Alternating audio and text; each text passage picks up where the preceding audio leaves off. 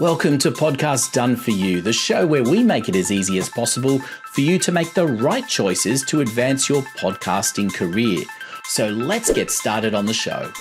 Well, hello everyone, and welcome to a very special episode of this podcast, because I am absolutely delighted to have, an old work colleague, an old friend that we've been in touch for a long time, John Kerr. Welcome to the program. Very nice, Anthony. It's lovely to talk to you, lovely to see you, and we'll see what the next few minutes presents. Absolutely. Well, I think for the benefit of everyone listening in, John and I started working together. What did we work out it was? It was in the 90s anyway. It was 93, something around then, 93, Yeah, 94? it was 93, yeah, Yes. You're right. And we worked together for 6-7 years on the Midnight to Dawn program, and some of the best fun that I ever had in my working career. And I think that was the interesting thing about that time, that we took a program that had virtually no one much listening in and had very few phone calls coming in. I think we worked out there was on average about 3 or 4 an hour that were being taken, and yet it was a talkback program, and we made it into a vibrant talkback show that had guests from all over the world, regular segments and things on, and gave our better known counterparts in the breakfast show a bit of a lead in, which I think was no small feat. We're on 52 radio stations at one stage, Anthony. Such was the popularity of the program, or success of the program, that, obviously from the beginning it was 4BC in Brisbane to Double C in Canberra, and then it blossomed out to, we were on in every state apart from WA, and that was because of the time difference. We couldn't do it really on Talkback. So not a bad feat from where we started to ending up being on 52 stations, and in Sydney, which was the main one, of course, but a rampant number one. Can't do much better. No, you can't. And I think it is a little bit of a pity that TUE is not a talkback station these days anymore, but still we can reminisce on some of those great times. Yes, they're amongst my favourite times, and you certainly helped to make it that way. How long was it? For some years, Nearly 8 7 years years. we were together. Yeah, nearly 7 years, I think it was. It was. I know I left working at TUE. I think it was just before the Sydney Olympics, which is a little while ago now. Yeah. So the hours finally got to you, Anthony. Who could blame you? They were really killing hours sometimes. We did have fun, because we pushed ourselves to make sure, because we're working in this rather obscure time of the day, that we would make it fun and we would make it relevant. And but it probably caught up with you. Didn't catch up with me. I did it for 18 years, and I must have one of these bodies that I just adapt to anything. I've done breakfast, getting up at 3 o'clock in the morning on radio, and then I've done overnights. So you just adapt. Absolutely. And I think the thing that was really interesting to me about those times, and one of the reasons why I wanted to get you on the program, is because we started off when we went, we've got 5 hours to fill of talkback. And the idea was that we weren't supposed to play more than one song an hour, and which is what we did. We did have a news break, of course, and we had a few commercials, not a huge amount of them at that stage, particularly in the early days. But somehow we had to fill 5 hours of talkback every single night. It's 25 hours a week. That is a lot of radio to produce, and it was just the two of us. Yeah, it helped a lot, I think, because I had made friends with quite a few people in the industry during my time in broadcasting, and we had those people come on, like what overnight program anywhere in Australia could say Tim Webster came on every now and again, well, not every now and again, every week, and talked about sport as it was in the previous weekend. Steve Liebman came on when he was the host of the Channel 9 Today Show and talked about what was going to happen in the ensuing week on the Today Show on the 9 Network. Darryl Eastlake, who was a great friend of mine from a previous radio station, came on and talked about the F1 races as he hosted them on Channel 9 on a Sunday night when it was the final of the F1s. And on his way home, he'd ring up and say, well, jazz. So we had all of these people on, and I have to tell you, they don't mind me saying it now, because of friendship, none of them were paid. So it's very nice to make friends who would say, yeah, I'll come and help you, Kerry. And they came on a regular basis, and they added to what it was that we did during that period. I think the interesting thing for me is particularly reflecting back on it, was that to fill that amount of space, you couldn't possibly do it with just what people call interviews these days. Yes, we were able to do a few of those, but we needed to have conversations. And I think that was what the key was, that we learnt very early on in the piece. I know certainly you taught me that it was very much about having conversations with people so the audience felt like we were talking to them, no matter whether it was where they were and what they were doing. And that's where it developed, a following. That's probably the best way of describing it, because we really did have a huge following. Yeah. Well, the main part, I would think, of the program, as you and I did it for all those years, was the people who listened and the people who rang in.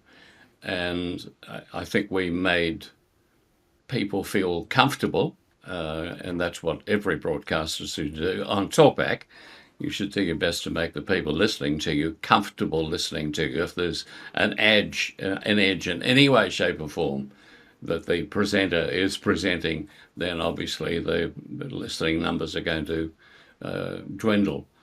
But we had just a wonderful group of people who became a family part of the show. They were regulars who rang up, and they were really interesting with the things that they had to say. They talked about things that went on in their lives, and that's what really it's all about. We're all here together on this planet, and if you can exchange views about how you feel about this, that, and the other, well, then you've got somebody who's going to be very interested to have ongoing conversations with you. And that's certainly what we did. I think we wouldn't have been what we were, really, if it hadn't been for the Marias and the Georgies who rang up and just weren't boring by saying, oh, hello, how are you? Had things to say and comments to make about what was going on in the world. And at the time that you and I were on there was an awful lot going on in the world, as there is today. And I think what was interesting about all of that as well was that a lot of people make this mistake, and that what I do now is podcasts for a living and do it a lot with a lot of businesses. And the interesting thing about that is I often hear people talking about, they're going to interview someone. And it was like today, I'm not interviewing you, we're having a conversation. And I think it's an important differentiation. And I think it's what a lot of people get wrong and don't understand the difference between those two things. Yeah. Yes. I'd like to make them sound just like conversations with the people ringing in, but certainly with the people that we rang out to and wanted to have on the program to express a view about something. I've long believed that the best interviews are the ones that just sound really like a conversation. It's not somebody trying to hammer home the point that, hey, I'm a great interviewer and, I'm going to punch you into a corner. Have a conversation with somebody and you're going to get more people who are going to be really interested in what it is that's being said. But know your stuff. I've been a firm believer for many years. If you're going to chat to somebody, either, outside of radio, but certainly on radio or television, know your stuff. You hear so many people nowadays who obviously have not done as much research as they should have done about the subject matter and about the subject, him or herself. If you go into having an interview with somebody and you're loaded with information about that person and the reason that they happen to be in the news at the moment, then pounce to peanuts, you're going to have a fairly good 5 or 10 minute conversation. Absolutely. And I think that part is also about listening, isn't it? It's about understanding where they want to pivot and go at any given point in time, being able to respond and not just simply looking down at a clipboard and saying, what did I have as the next question? Yes. I was just thinking I shouldn't have said that be prepared thing because I've obviously been caught out quite a few times when I was not prepared. I remember I covered the Academy Awards for 2UE in 1970 when I was there the first time, and I'd been doing interviews with people associated with the Oscars and those not associated who just happened to be in the news because they were film stars. And at one interview that I'd done, the man who was looking after me said, "Oh, look, here's a scoop. Angela Lansbury has just made herself available. She's on the set next door of Bedknobs and Broomsticks. She's got to lay down in shooting, and it's quite open for you to come and have a chat to her." I thought, "Oh, you beauty, Angela Lansbury." Well, I wasn't prepared, Anthony, and it's the worst interview I've ever done in my life, and I've never played it. I have it on cassette. Never played it, and I never will. In fact, I should burn it. I wasn't prepared, and she tore me to shreds because she knew that I wasn't prepared, and she's a bit of a son of a gun anyway, and she just didn't take it lying down. She said, "You don't know what you're talking about, young man, do you?" So, I mean, I wasn't prepared because I didn't have the time to be prepared, but, I paid and it was a poor interview, so be prepared, folks. Yeah, and you got to learn from those things, don't you? I mean, I think that's the important thing here as well that I wanted to get over to people, and one of the values of talking to you. I mean, you had, before you were doing a lot of these, before we get to the point where we were doing the program together, you had a lot of experience doing radio, doing talkback, doing interviews, having conversations with people. It didn't just magically happen that one day 2UE said, "Oh, who is this John Kerr person? We'll give him a go." And it just worked. There was a lot of lead up to that. I mean, you take me back to the beginning because you started, basically making coffee, didn't you? Yeah. I don't remember making coffee for anyone else but myself, but yeah, I guess oh, yes, I was a dog's body. My first job was at 2PK in Parks. I had just turned 16 1 month before. And I think, from memory at the time, I was the youngest announcer in New South Wales, certainly at 16. So yeah, I probably made the coffee there for the boss. And I mean, you're just a kid at 16 years of age, so what did I know? But I knew I wanted to do radio, and here I was working at the radio station that John Laws had worked at 2 or 3 years earlier. So I thought it was Christmas, really, but I wasn't. I was probably rubbish, but it was a good time. Then I went to 2DO Dubbo and then 2CA Canberra, which is a really big boost for a young bloke in the late 50s and early 60s trying to get into radio. Being in the national capital was the only commercial radio station in Canberra, so therefore there was a fairly large audience. It was only us and the ABC. So interesting when I look back on the career, Anthony.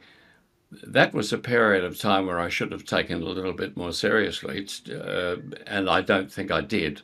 Steve Liebman and I were there together. We were kids. We were the only disc jockeys in town, and we just wanted to have a good time. I went and bought Flash Car, and very nice ladies to go out with on dates as an 18, 19, 20-year-old. I mean, what did I know? And it should have been a period when I was at the Capital Radio Station, and taken it more seriously than I did, learn more about the craft of playing music, interacting with the audience, which you obviously didn't do on the phone in those days, but when you met them out in the street, how you'd react and how you'd present yourself.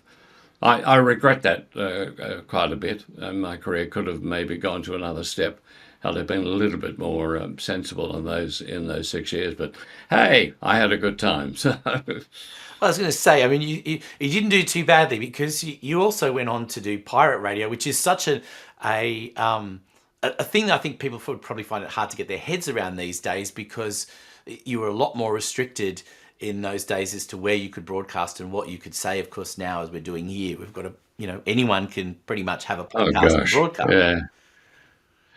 Yeah, the pirate radio thing was wonderful. I decided at the end of the Canberra thing in 1966 that I was going to travel the world, like most young Australians did at that time.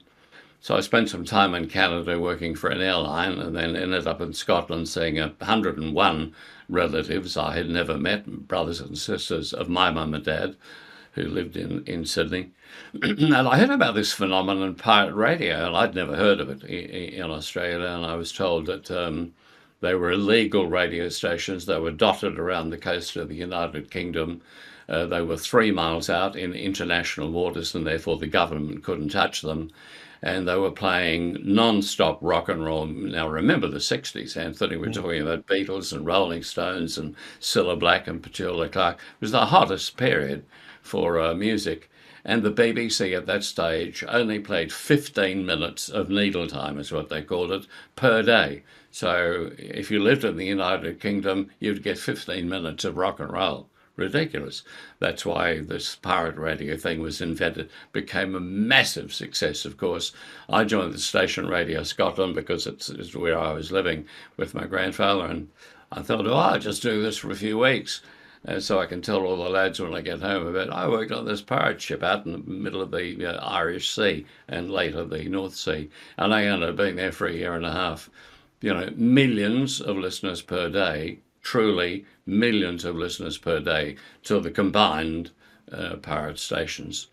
But then, of course, the government had been trying to get rid of us by fair means or foul, and there are quite a few foul means they tried to get rid of us. And eventually they came up with a plan. They would introduce the Marine Offences Bill, which would make it an offence for any British subject to work on these ships. While you're out at sea, you could still broadcast away merrily, but as a British subject, when you stood foot back on British land, you would be arrested. So none of us thought that was a terribly good idea. So on the 14th of August 1967, pirate radio just stopped, and I came home and went to TUE the first time. But I mean, so many learnings. I think one of the interesting things about that period as well was some of the big names that came out of working in things like pirate radio and building that kind of international link that I know you had as well. That people have to remember that in the 60s, it wasn't so easy. It wasn't so easy just to pick up the phone, let alone to communicate with people. So having that connection and having people that were on the other side of the world that eventually came back and was part of the program that we did together as well was huge. Yeah, there were some big names who were forged through pirate radio. Tony Blackburn's probably the biggest name of them all. I mean, he was a pirate disc jockey in the 60s, and he remains to be one of the preeminent media personalities in the United Kingdom as of this day. Great talent. There were a couple of Kenny Everett was just off the charts brilliant. It was akin, I think, to Doug Mulray in Australia. They were very similar broadcasters, mad geniuses. And then there was that awful man Jimmy Savile, who well, we all know what Jimmy Savile did. He was an absolute out-and-out crook, but he was enormously popular at the time. Yeah, and I mean, I think that was one of the things that made it successful and when we worked together. But I think it's about, for everyone, it's about building up this catalogue of people that you can bring in to be part of your program, your network and things as well from time to time. I mean, we're having this discussion because we work together. And that's a great opportunity to expand your audience and to utilize that. And I think, we had regular guests from the UK as a result of your time over there. And we had Richard on that was, at the time he was looking after an entire network of stations.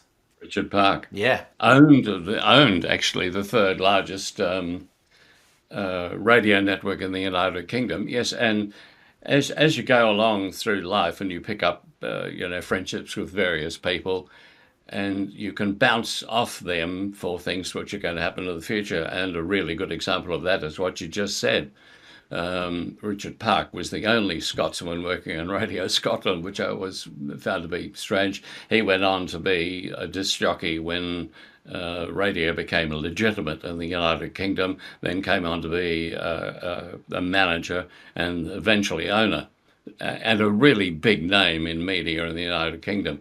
Remember, I'm sure you were with me, the night that Dusty Springfield died. And I said, ring Richard Park and see if we can get him to say something about Dusty Springfield. Well, we talked to Richard, but he said, look, it'd be better if you talk to Tony Blackburn, who was a leading disc jockey, because Tony Blackburn was a very close friend of Dusty's. So next minute, you and I were talking to Tony Blackburn first in Australia to be talking in the wee small hours of the morning about the passing of a musical icon. So you can benefit by, and it's very good to store it away, people that you meet to store away. Yeah, I remember being with, working with, or knowing, or interviewing, because you never know where somewhere down the line it's going to come to great use to you. Absolutely. And that catalogue of contacts and context of things that you learn over the years. I mean, you and I were just talking about, just before we started recording, about the recent loss of Cole Joy, and recalling, an interview that you did with Cole Joy it was back when we were together on air, so it was a little while ago. And being able to call up upon those people and even in those days reminisce, because of course, that wasn't the primary point of Cole's career. He was a bigger star earlier on, but being able to do that sort of thing is huge, I think, and gives, and so there's so much that you can learn from those people, and so many insightful things. It shouldn't always just be about the people who are in the news today. I mean, there might be some people who are viewing this who are thinking, well, it's all very well for them to be talking here about doing all these interviews with all these people about various subjects, which we did, but they were doing the overnight program. How could you ring somebody at 3 o'clock in the morning and say, I want to interview you about XYZ? No. Well, Anthony and I got to TUE about 9 o'clock, I think it was it not? Something like 9 o'clock on all the nights we worked, 5 nights a week, and did the pre-record interviews at that time between 9 and 10. So they were replayed, and I guess there might have been quite a few listeners. I've never thought about this before, but quite a few of the listeners to the program might have thought about, how the hell do they get to talk to Kamal at 3 o'clock in the morning? I know, it was, I mean, look, and we did that, and I think the other part was that we had access to the rest of the world, because while Australia was asleep, the rest of the world was awake, and so we had some amazing guests over the years that other people couldn't interview because it was just always the wrong time of day for them.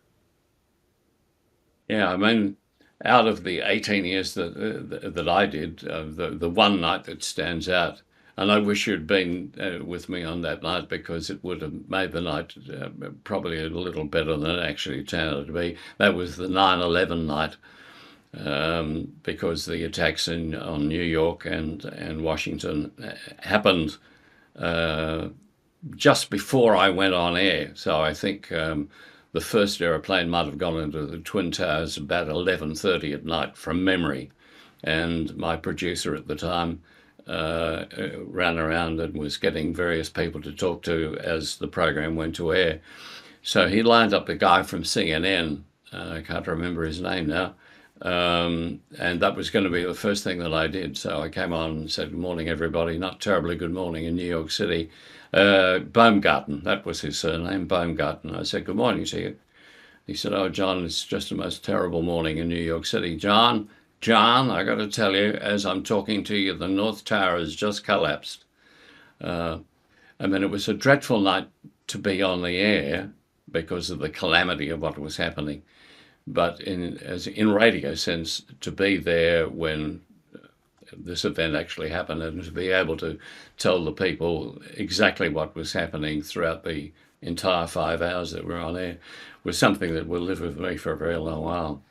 Yeah, I mean, I remember we were on air when Thredbo happened, when the correct, and all of that, and in fact, that would be the early days of Ben Fordham being a cadet journalist and working on that in those days. So we started his career. Now he's doing breakfast, of course. We did. So but.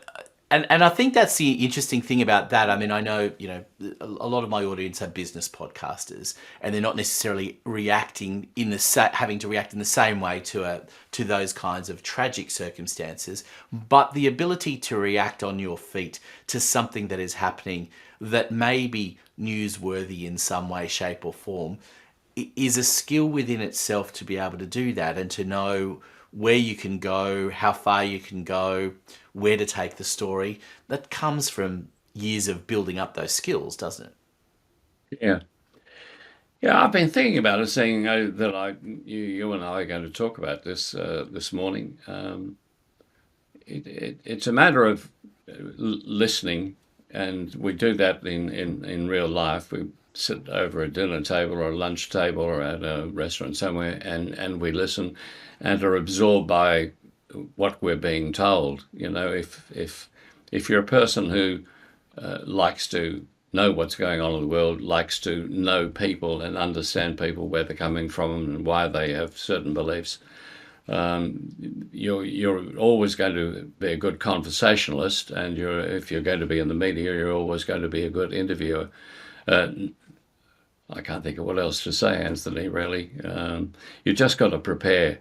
You've got to do your research. I mean, you obviously don't do research when you're meeting somebody in a private situation, but if you are in a situation where you're going to chat for business to somebody, for heaven's sakes, know exactly what you're going to say and expect exactly what the person is going to react or how they're going to react.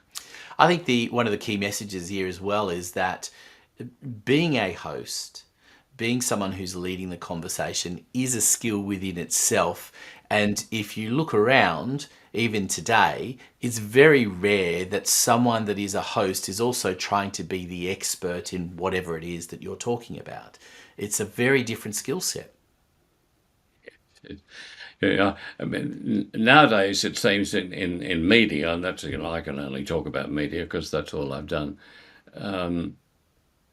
People really do talk over one another, and it is just so terrible to listen to and not enlightening at all, because you don't get the story, you don't get the gist of what the story is and why that story has happened and what the ramifications may be. All you get is just people, talking over one another and having a bit of a side giggle.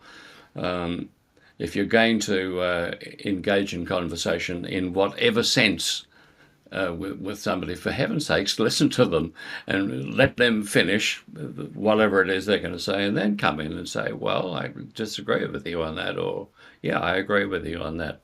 Listen. I mean, that's the main thing, Anthony, isn't it, really? I mean, how many times have you heard, and this is the one that really bugs me, is you will have somebody asking a question, somebody gives an answer, then 2 or 3, 4 minutes later on, be this on the radio or television or in private, the person will ask exactly the same question that's been answered 3 minutes ago, which means, they weren't listening, and it sounds awful. Listen. It's a big thing, and I think I was going to ask you about, the secret for growing audiences. We talked about the fact that we grew a large audience on TUE in those days. But what's the secret? Is listening is obviously a part of it, but what do you put it down to? Gaining an audience, Yeah, and keeping it. Keeping it might be a bit difficult, although we seem to do fairly well at that. Well, for 18 years anyway. Just be brilliant, like John Laws or Alan Jones. That's an enormous help if you're brilliant in the first place.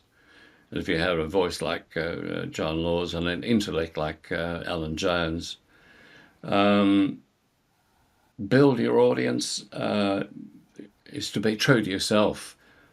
Be who you are, not be somebody fake. Because people spot people who are fake fairly readily. The human race are pretty smart on saying, well, that guy's not genuine. So be honest, be interested in if in talk radio, you obviously have to be interested in the person you're talking to, otherwise, you're gone from the start, really.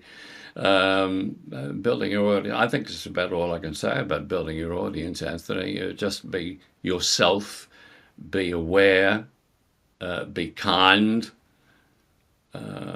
Don't be argumentative unless you have. Of course, what am I talking about? Do you remember you worked with him, Stan Zemanek? absolutely. I mean, he certainly was argumentative, but He that was specialised his that. thing. It was entertainment, right? That he did it. He did it very deliberately as a strategy to be entertaining.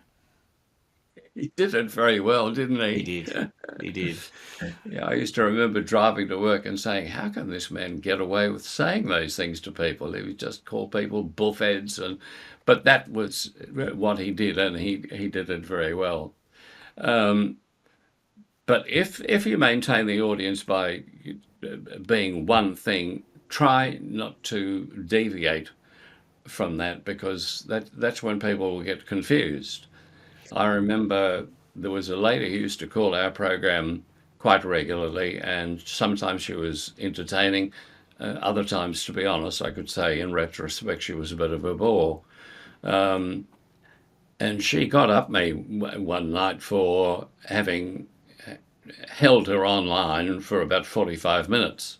She said, I must have rung, before the sort of was. And I just lost my temper, which I didn't do all that often, I don't think, but I lost my temper. I said, look, go away, you silly old bag. Well, that really didn't do me any favours at all. There were a lot of my listeners who said, God, he's showing a side that he doesn't normally show. He's being rude, and he's being rude to an old lady that's done him the service of ringing him up. So if you have one shtick where you're this nice person who's ready to listen to anybody and everybody about anything, and then all of a sudden you turn and you call it a dear old lady, an old bag, it's not a move. It's not a good move. No, most definitely isn't. And you do get found out pretty quickly, because I think that was always the interesting thing. There were times when you felt, well, is anyone listening? But if you say something like that, in a heartbeat that people are listening, because the switchboard lights up. I often reminisce, actually, just as a diversion, about what that in respect of that, of how many people were listening. I don't know if you remember this, but there was one night in particular that someone rang up and said, can anyone tell me if KFC will deliver? And of course, this is well before anyone had even considered Uber as being a thing. And I remember someone rang up and said, oh, such and such did, or you could organise or something. And it was just a passing conversation. And the next night that we came in, we had a whole bunch of vouchers that were sent in by the kind people at KFC to give away. And so we said we would have a competition, and we were giving away, $6.95 burger and chips or something like that. Like it was less than $10 what we were giving away. I have never seen the switchboard go so berserk as it did. And the interesting thing about it was, I remember specifically having people that were calling up that were half asleep, that one of their friends had heard it, wanted them to win the voucher as well. So they were also calling. So people were ringing other people in the middle of the night to win a $6.95 voucher. So when you think nobody's listening, just, dangle a small carrot in front of them, because people love to win. KFC. We must have given them a huge plug, I guess. It's amazing, and it's the power of all of that. But I wanted to go back and reminisce a little bit and ask you, what are some of the great interviews or conversations that you remember having over the years, and the various programs that you've had? There's two or three stand out. Here at home, domestically, I think one of the more entertaining interviews that I can recall was, and I only heard it the other day. I've just found some old cassettes, and I went and bought myself a cassette player, which seems to be archaic nowadays. And I've been replaying some of these tapes and listening to things that I did 30, 40 years ago. Was with George Negus.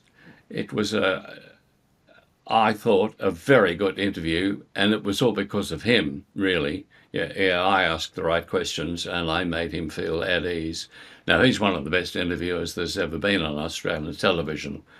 And he just happened to be in a good mood, and I must have hit a chord and said something that you don't expect to hear in an interview. And it was a really good chat, and it was enlightening about whatever it was at the time. It was it was a television special that George Negus had done, and we were talking about that. So I remember that fondly, because I thought, gee, I'm happy to do that, because he's one of the best interviewers, and I've had a good chat with him. But I would have to say, some of the celebrities I've had the privilege of interviewing sit with me and will for the rest of my life. because I love show business and always have. John Wayne, who I interviewed, sitting in the front row of the theatre, the Dorothy Chandler Pavilion, the night that he won his Academy Award, one and only, for True Grit. And I remember saying to him, I was rambling on about John this and John that. I said, "You don't mind me calling you John, do you?" He said, "Well, my friend, you can call me anything you like, so long as you've got a smile on your face when you say it." And I thought, this is pretty good. I'm talking to John Wayne. Sean Connery, because, my roots are Scottish, and I love James Bond, and I love Sean Connery, and I was the first to interview him. It was for the Bob Rogers show.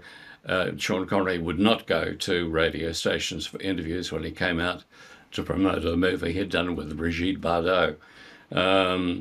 So I was sent on behalf of the Bob Rogers show to do the interview with Sean Connery. I loved that moment because he was Scottish and we talked about Scottish football and all that sort of stuff. Louis Armstrong, because Louis Armstrong is just one of the greatest icons ever in the world. We're just watching the US Open, the Louis Armstrong Stadium, for goodness sakes, in New York City. So talking to Louis Armstrong was, I can't believe this is Louis Armstrong I'm sitting in front of. So they some of the interviews that come to mind.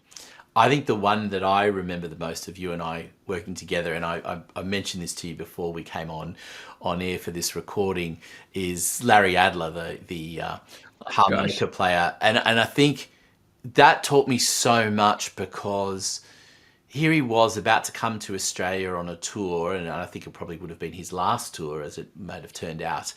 And he would have done thousands of interviews over the years. And particularly when you're touring and you've got an album coming out, all that sort of thing. It's the normal stuff that people ask about in relation to that. But you took a tact where you talked to him about some of his early days. And I remember specifically him talking about playing tennis with Charlie Chaplin and those kinds of people. And it was just, I remember him specifically, I don't know if you remember this, but at the end of the interview, he actually thanked you and said it was the best interview he's ever had. Wow, thank you for bringing that memory back, Anthony. I'd remembered that I spoke to Larry Adler. What a genius of a man he was. And thank you for reminding me that he said that at the end. Yeah, you just struck a chord with somebody who had been asked, as you just said, asked all those questions 1,000,001 times before. But maybe I took a different tack. Maybe I said, something that nobody else had ever said, and he was on for a chat, wasn't he? He absolutely was, and reminding people as well. I mean, we did this. I'm pretty sure we did it live, and it would have been at 2-3 o'clock in the morning our time, because we were talking to him wherever he was in the US at the time, and so we had kind of exclusive. And the great thing about that time of night is that, whilst during the day they kind of tell you, the program manager will tell you, well, don't keep anything beyond about 6 minutes because we've got to move to the next thing. We had plenty of time in those days. So if it was a meaningful discussion, as it was with him, I can't remember how long it went, but however long it went, it was worth every second. What a dear man. I remember also, one, not because of her status as a recording artist, but who she was, that I got unbelievably excited about. And it paid dividends, was Nancy Sinatra. You may or may not remember that I happen to be the biggest fan in the world of Frank Sinatra. I just adore everything. I do remember, and you'll be pleased to know, John, we used to argue. That was the only thing we ever argued about, was the choice of music. And I think maybe as I've got older, I've got to appreciate both Sinatra and the country music that you love as well. So yes, I do remember playing a bit of Frank and Nancy. Well, I was lined up to do an interview with Nancy because she'd just done a new album with Lee Hazelwood. And I was primed to ask 1,000,001 questions about her dad, Frank. Obviously about the release of her record as well.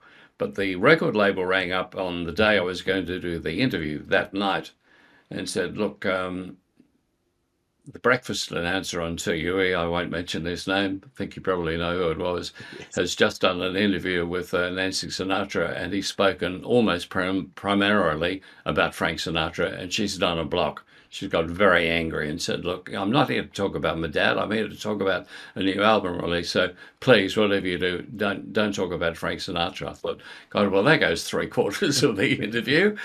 However, I rearranged and did as I was asked. And I struck a chord with her because I talked about her and talked about anything else but, her famous dad and the troubles that he's had during his life and the amazing successes. And she liked the conversation so much that she then put on Facebook almost immediately, "I've just had this chat with this delightful radio person in Australia, John," she mentioned me. And she, at the end of the interview, when we were just saying goodbye to each other off air, she said, "Well, here's my phone number, John. Come and visit me whenever you're in Los Angeles." I thought, you beauty. I haven't done that yet, incidentally, but we are going next year, so we'll see what happens. And I think there's a big lesson in that as well, because it's really easy and it's really tempting to go to have the same conversations that effectively everyone else is going to have, or what is the obvious. Yeah. And sometimes it's better to do something different. I know on one of my podcasts recently that I had someone on that admitted, I won't use the language that he uses because he talks about it in jest, but let's just say he's been on a lot of podcasts. And there is one or two things that he's well known for. And I decided very deliberately not to raise those things. Now, as a consequence, at some point he did raise it, and that's fine because he wanted to raise it. Yeah. But there were things that he had talked about on every other show, and it was something that had happened, 15 years ago anyway, so it wasn't like it was just in the news. So it was really interesting because we just took a different tact, and I think he thoroughly enjoyed the conversation because of that it was different. And I think sometimes not just being different for the sake of being different, but actually looking and go, are there other things to explore? Because sometimes there's absolute gold in that bit that you go beyond what is the obvious. You and I don't do too badly at talking to one another, do we? No, we do all right. Did you come into segments? Did you come and have chats with me on air? We did. We did a few things. We did, amongst other things, we did football tips every week as well. But we did a bunch of other little things, and that was one of the early days of me wanting to get on air and do those things. And I was going to ask you as well. This is because you worked with Lawsy, of course, who's famous for the golden microphone. But, developing the microphone technique, developing your voice and your voice changes over the years, how much attention did you pay to that? To my voice? Yeah. And I don't think I probably didn't pay as much attention to it as I should have done. I remember John Lawsy we're talking about when I was there at TUE the first time. And he was finishing, because he did drive in those days from 3 to 7 from memory, and I must have been doing Friday night trots on TUE, and so he's in the studio way down the bottom and signing off, and I'm coming on, and he said to me, "Look, you're pushing it a little bit hard. You're pushing yourself a little bit too hard. Just be conversational. Just draw back. Just talk like you talk when you're in conversation to the people out in the street or when you're at home talking to your wife." And I thought, gee, you better listen to some information or some advice that's coming from the best in the business with the best voice. So, yeah, I suppose that struck a chord. And from then on, I tried to, when behind a microphone, talk in conversation, not try and project. I mean, that's not going to work, because people can pick that from a mile off. That how many times have people who've been on radio and they meet somebody out in the public and they say, "Gee, you sound different to the way you do on radio." And that's because they're using their radio voice. Be yourself. Yeah, and I think that absolutely, it's an important lesson to learn. Just because you can do that doesn't mean you should do that all the time. And I was going to ask you, just leading in from all of that as well, just to kind of starting to wrap things up. But you've talked about a number of the people that you've worked with over the years. But who would you say were the biggest influences or the people that you admired? Huge fan of Bob Rogers. a huge fan of Tony Withers. That's going back in the mid-50s when I was a boy listening to radio, dreaming of maybe doing it one day. Tony Withers is a marvelous disc jockey.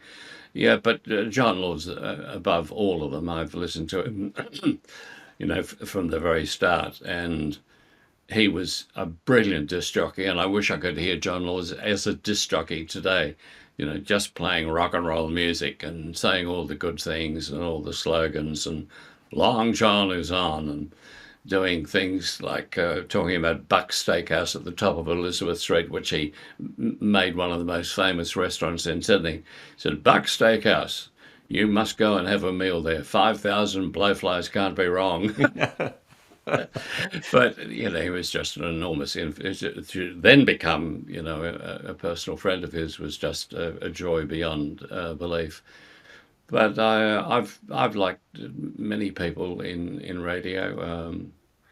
I can't think of any that I've disliked, to be honest, which is nice. It's better to like people than dislike them, isn't it?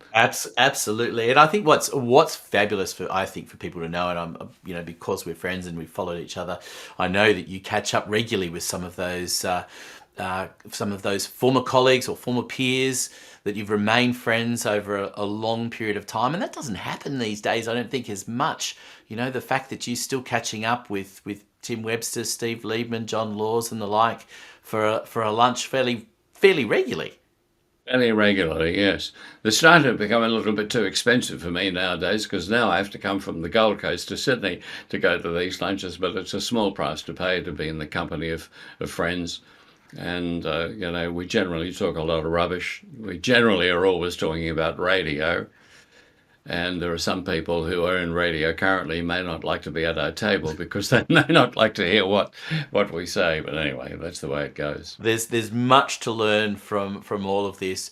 I would be remiss if I didn't ask you as well to tell me a story that I remember you telling me once or twice over the years that I wanted to share with people, because I think there's me frightened. There's a mystique around a lot of people, and I think John Laws is one of those where here he was, this big figure for such a long time, so influential, and people build up perceptions of what they may or may not be like.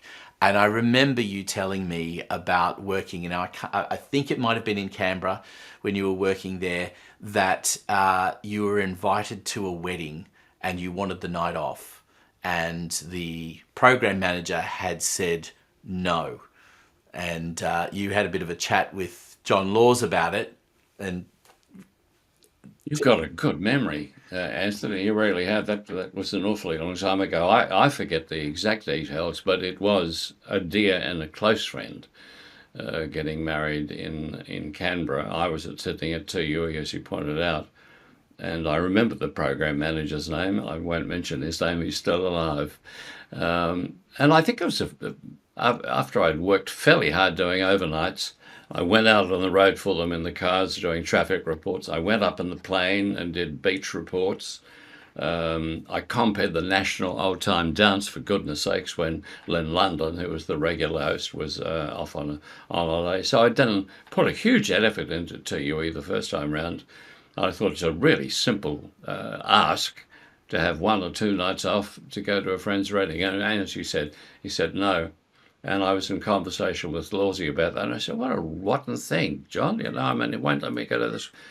He said, well, we'll fix this. And I thought, oh, he's going to go and talk to the program manager and say, give him a break, let him off for a couple of nights. But no, he said, no, I'm going to do the shift. So John Laws did 2 nights on Midnight to Dawn for me.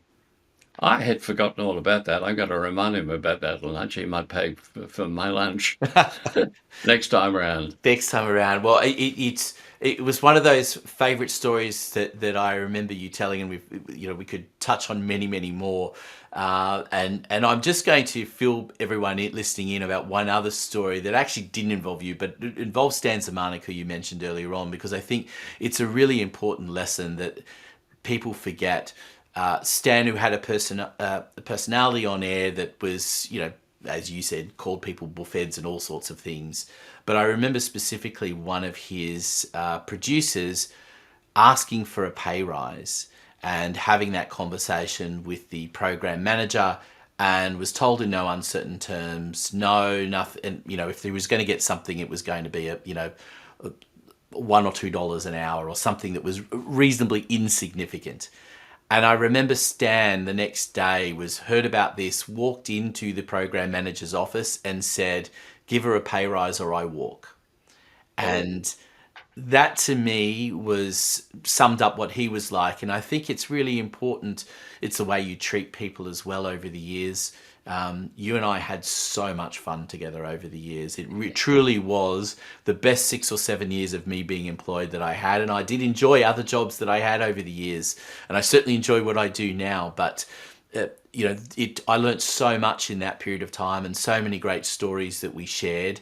And I think there was a collaborative approach. I think we respected where each other was at and what each other did and brought to the picture. You may have been the person on air, but what I was doing behind the scenes was just as important, because otherwise you wouldn't have had anything to talk about. You wouldn't have had the right ads to play and the right music to come on and the right this and that. And I think it's a huge thing. And so I thank you, publicly. And I know we've talked about it off air, but I thank you publicly for everything that we did together, because I learnt a lot and there was so much fun, and I'm so grateful that you've been able to come on and be part of this program as well.